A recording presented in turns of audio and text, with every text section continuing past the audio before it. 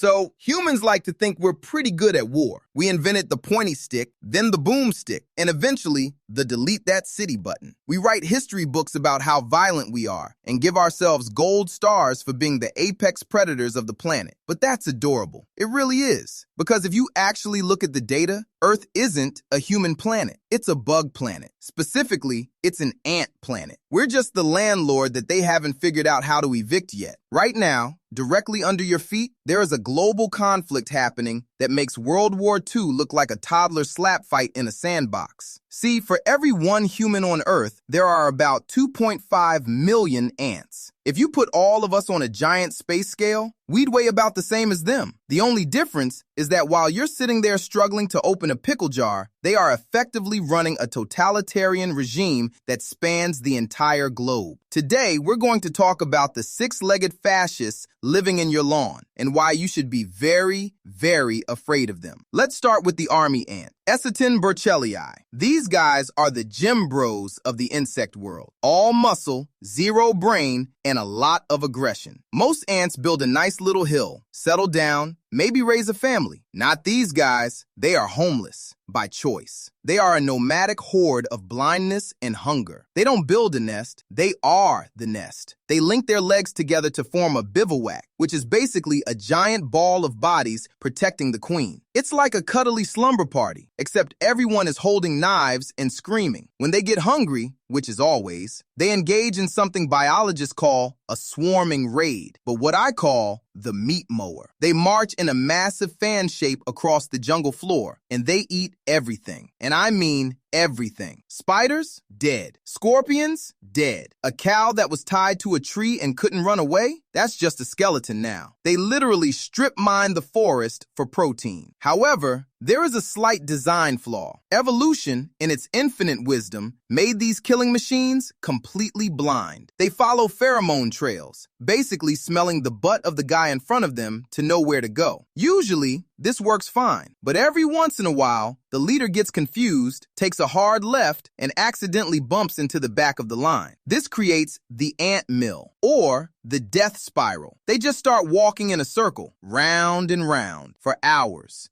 days. They will literally march until they die of dehydration, stepping over the corpses of their friends, purely because nobody wants to be the guy who breaks the conga line. It's a mesmerizing display of stupidity, and I love it. But if army ants are the barbarians, Argentine ants are the Romans. These little brown dudes are native to South America, but they hitched a ride on human cargo ships and decided to gentrify the rest of the world. Now, normally, ants are incredibly racist. If an ant from colony A meets an ant from colony B, even if they're the same species, they will instantly try to murder each other. It's like a microscopic gang war that never ends. But the Argentine ants figured out a cheat code. When they arrived in Europe, California, and Japan, they lost their genetic diversity. Basically, they're all inbred. And because they're all related, they don't fight. You can take an Argentine ant from a sidewalk in San Diego, fly him to a cafe in Italy, and drop him next to an Italian ant. Instead of fighting, they'll tap antenna, realize they're basically cousins, and go destroy the local ecosystem together. This is called a supercolony. It spans 3 continents. It is the largest cooperative unit in the known universe.